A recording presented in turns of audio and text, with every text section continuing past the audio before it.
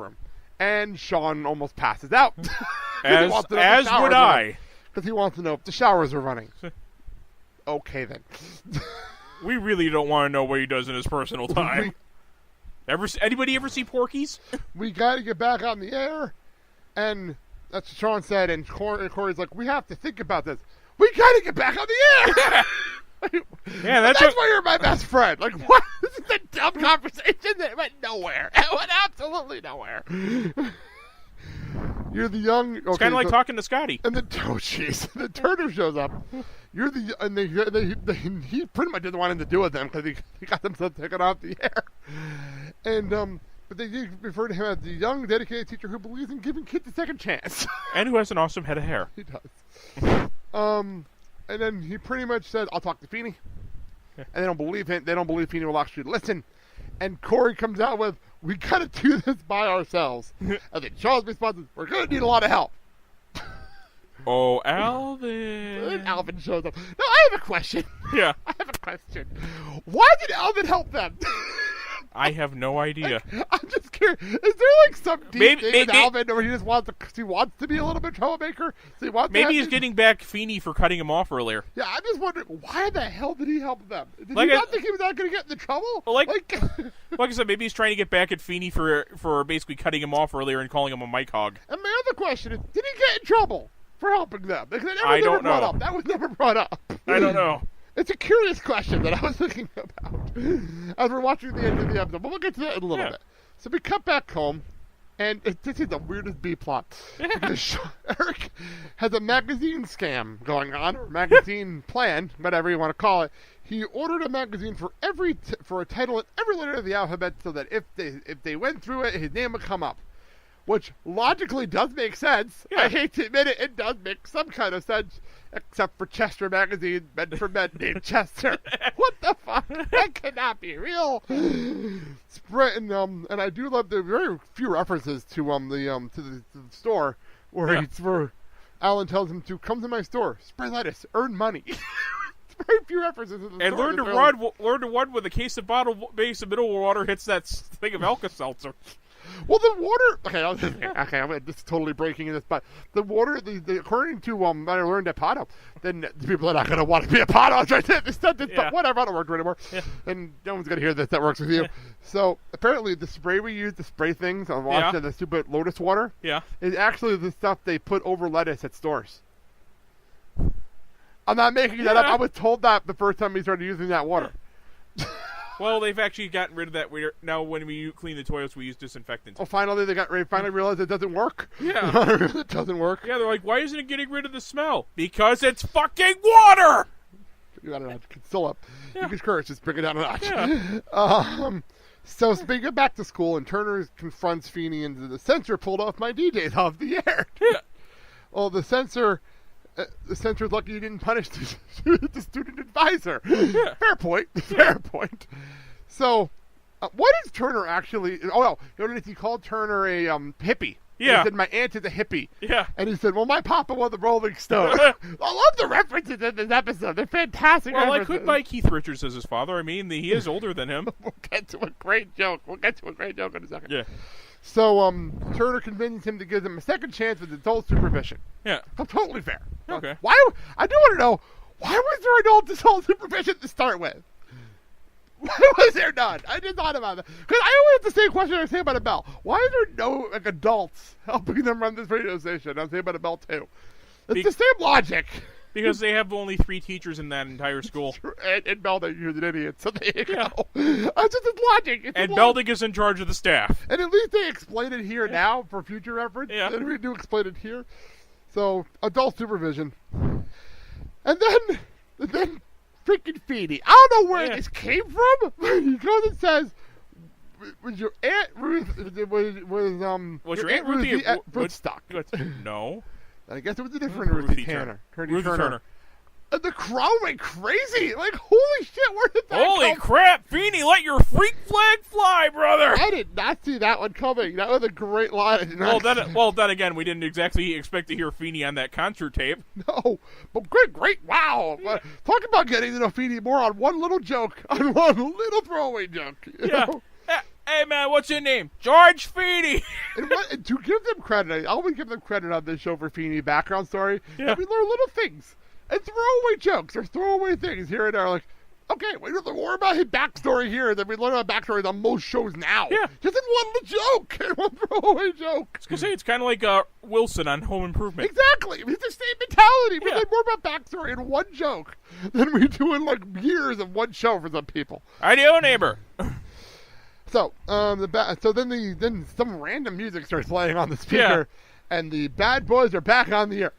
They probably couldn't afford the bad boys from Cops or the boys from back in town by PTO. Yeah. They probably just couldn't afford it because of all the movie references they were making earlier in the show.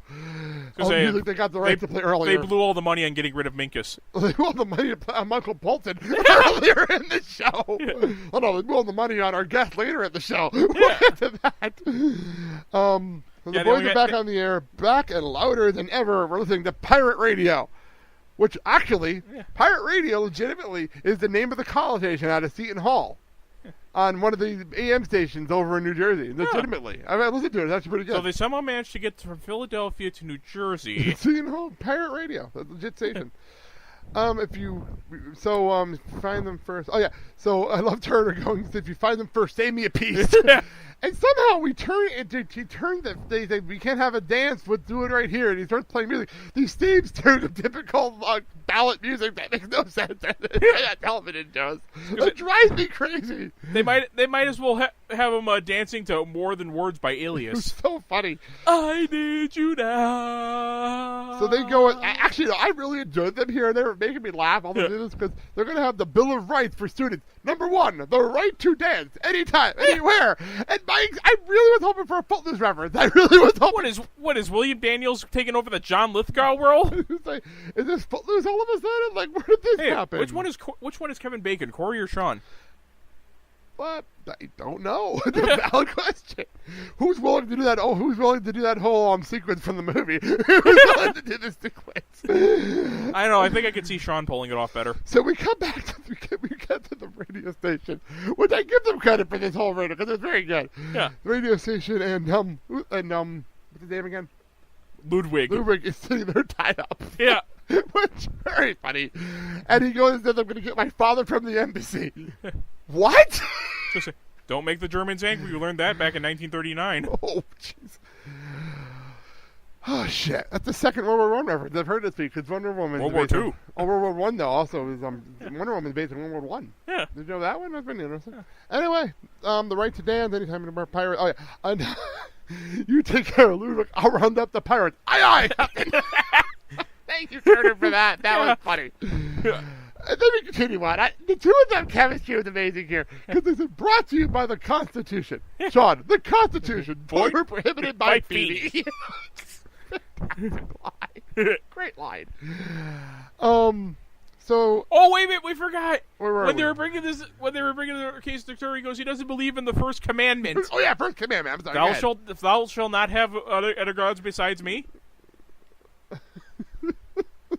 You say, how is Feeny violating that? I want to admit something. I'll be honest with you. We said that joke, and I'm sitting here. I'm a religious person. I do some Bible reading. I completely forgot what the first commandment was. I had to look it up. I completely forgot what it was. I had to look it up. I am a religious person. Don't get me wrong. I completely forgot what it was. So this is going so well, and they even said, in the boys' bathroom, and Feeny goes in there. Nope, that's not where we are. Psych! It's a great joke. Very funny. I was actually expecting him to be hiding in the trash can. Well, that would have been funny. But, yeah.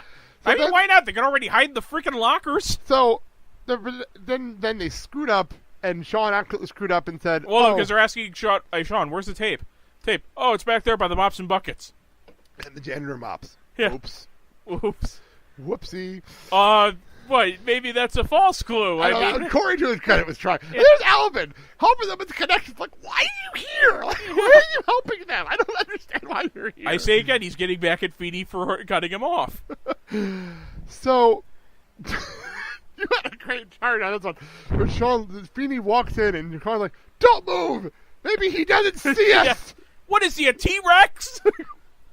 Didn't I just give that advice to CJ about a bee outside? Like, don't move. Let him fly away. Don't move. He probably doesn't see us.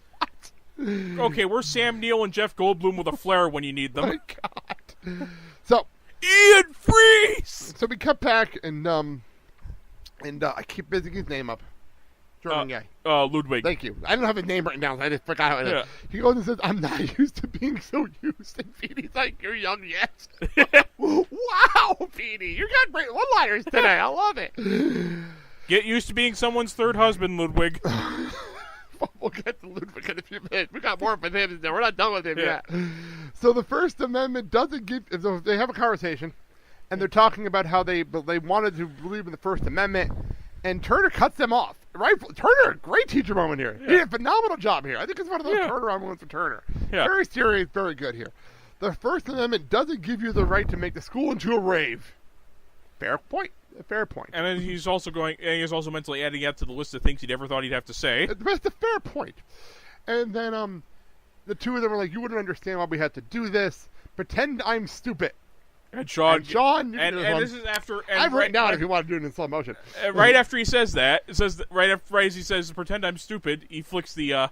I missed that. Yeah. I missed that whole thing, but good call. Well, I did see the on air. I didn't see the light go. I was taking notes. That's probably why I missed it.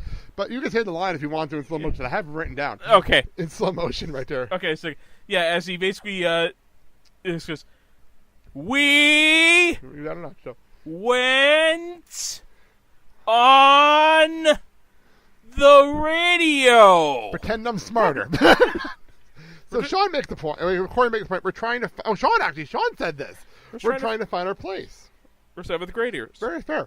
Their whole thing is on the radio, which I did not catch. You caught it. I didn't catch the switch getting switched. Very clearly called.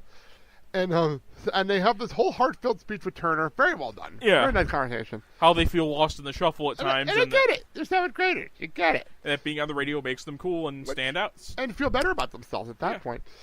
And Turner makes the point. Oh, obviously people like it.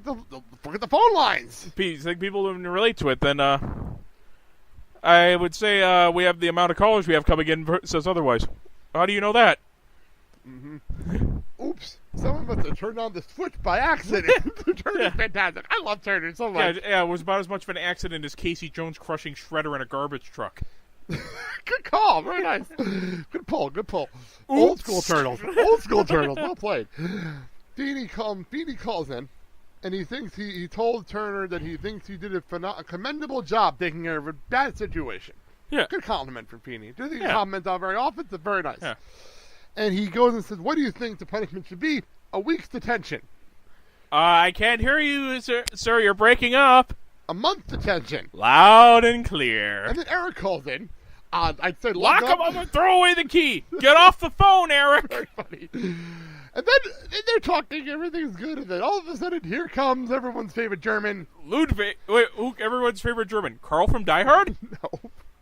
And not the Germans from Hollywood Babylon either. And Ludwig with his father from the embassy. And some random thug. I have the feeling this will end. From the embassy. Probably. Yeah. There's the two that attacked me, father. Tied me up. I have the feeling this ends with the pair of them being beaten with a rubber hose and having salt poured into the wounds. And their fear in their faces is fantastic as they go up the air. That was phenomenal. Like I said, this probably ends with them getting beaten with rubber hoses. So, cut the credits. And Eric, dejected, not going out. He has no money to take out the girls or no friends because he has no money and nowhere to go. Yeah. Completely fair. And then the doorbell rings. And Alan's still making fun of him. Maybe he has more magazines. Yeah. Great line reading. It's phenomenal line reading. And who's at the door? Robin freaking Leach. Robin Leach, who, character-wise, hysterical. And even better is they held off on the credit, a bunch of the credits until then because that would have blown his special appearance credit. Much as you could, they laid the credits off a little longer than normal. This is a very long credit scene. This is a very long credit scene. Then again, you get Robert Leach, you got to push the credits a little bit. How did they get away with an ABC? Because they're very tight with this kind of stuff on ABC. It's surprised they got away with this stuff. Yeah. So, I love that. I didn't get all the jokes down because it's very, very funny. The richly appointed Matthew Smith. Like, what? He's basically narrating it like it's an episode of Lifestyles of the Rich and Famous. What is he talking about? Very funny. Very, very funny. What is this, Lifestyles of the plain and middle class? Oh, but he did a great job. A phenomenal job. I don't do it justice because it was so funny. The guy is not an actor, but dear God, you just can't take your eyes off of him. It's amazing. So then we open up and they have the check. You want